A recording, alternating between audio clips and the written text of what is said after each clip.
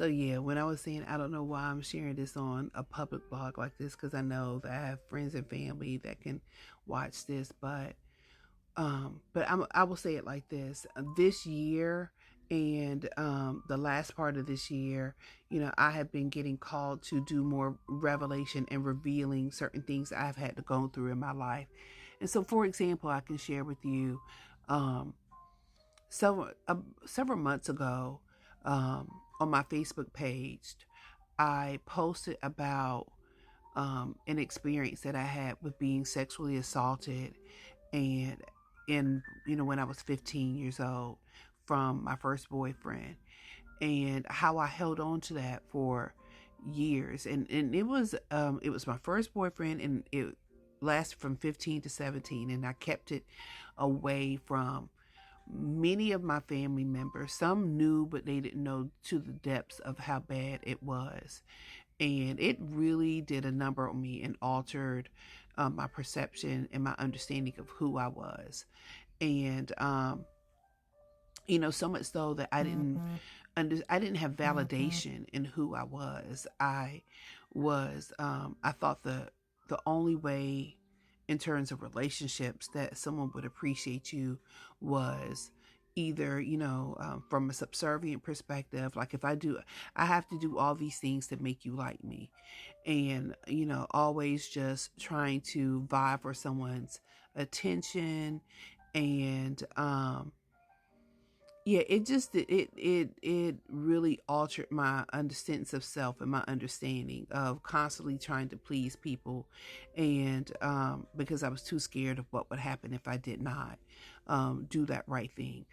Being raised in Southern culture, especially Southern elite culture, which on my father's side, um, it was always children were seen and not heard, and there was just a way that things were done, and I would dare say it wasn't just in that particular culture in that way, but it was also in other households, whether you were Southern or not. But um, but there's a Southern belle-ish that people don't understand, and it's very, very deeply rooted as far as that Southern belle decorum and standards and attitudes, and just hospitality and attitude that was just really reinforced. And so I just learned to just be pretty, and whatever else that you were dealing with, or whatever, however you were feeling, it didn't matter. You bottled that up. You did not talk to people about the things that you were really going through. And that really, I held on to a lot of pain in my soul for a long, long time. A long time. And so I guess several months ago, Carlos King, he did a interview with Drea Kelly. And when I listened to her, now I can't say we're not going to go down that road, but when I listened to her, there were some things in what she was saying that I completely agree with.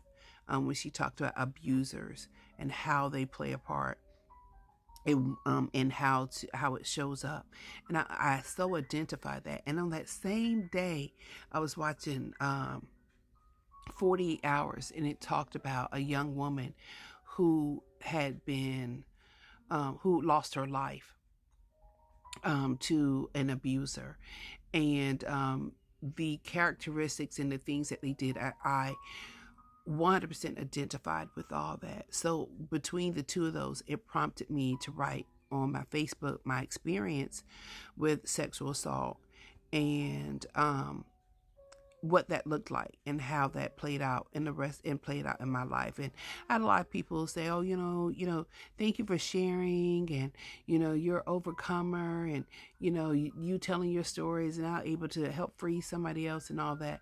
And that wasn't my intent. My intent wasn't to tell my story so it could free and help other people. And I'm always that girl that wants to help somebody, but really my intent was to free me. It wasn't so much about freeing somebody else.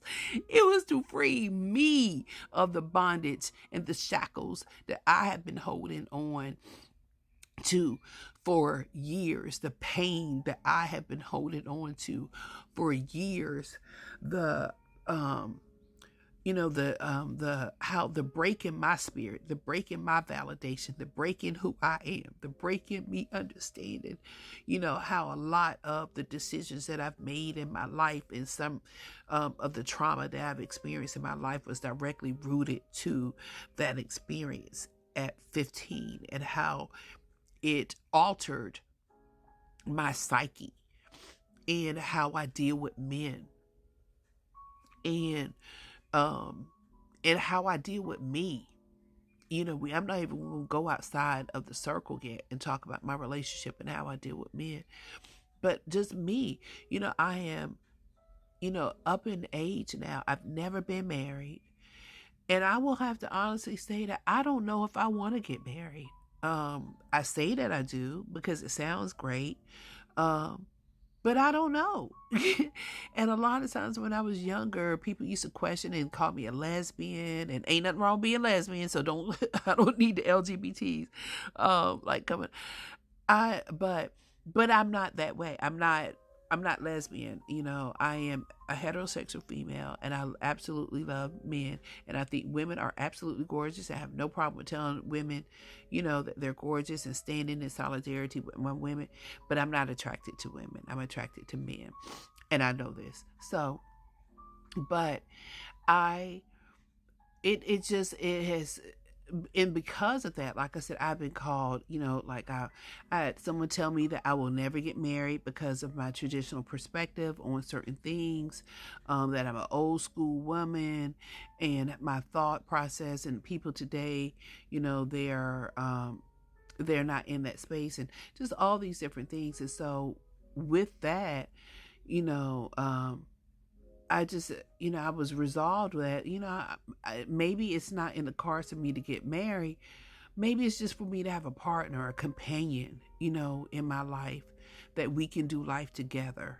So I don't know. I don't know how that looks out, how that's going to play out, because like I said, I don't know if I want to get married. Maybe if I meet the right person, maybe my tone will change. So I'm never ruling anything out. But I just know at 51, I turn 52 next month, that what I want above all things is liberation. I want freedom, and I want to be able to be me, my personal self, me to be free from the um, chains that I have and allowed my mind, my body, and my soul to be connected to and entrenched in. And that is what I'm seeking. I feel like my soul is crying out to be released and to be let go. And I will not be able to rest until I am able to have that, until I'm able to breathe in that space, and to free myself of all the trauma that I've experienced in my life, and to allow my skin to finally breathe the air that our God has made, to allow my mind to rest in the grass of the world that God has made, to be able to bathe. I feel like to bathe in Lake Minnetonka. To bathe in the waters of Lake Minnetonka, and to be free. And those who know, they get that reference. But to be able to go into the ocean and allow that water to really seep into the cells of who I am. And so it's a lot to take in, and a lot to process. So yeah, I don't know what else I need to say. I know where I'm going, and I know these talk blogs have been long because I've been looking.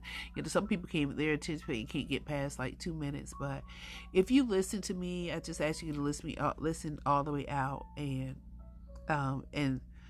if you have any guidance or any suggestions, then I'm open. Comment, and let's talk. Because I know there are other people who may be out here feeling the same way. So I'm going to try to lay back down and get some rest. And I hope you all have a wonderful remainder of this Friday. And I'm so glad I've been off this whole week because the snow, Lord knows, I'm happy. Y'all be blessed and have a great afternoon.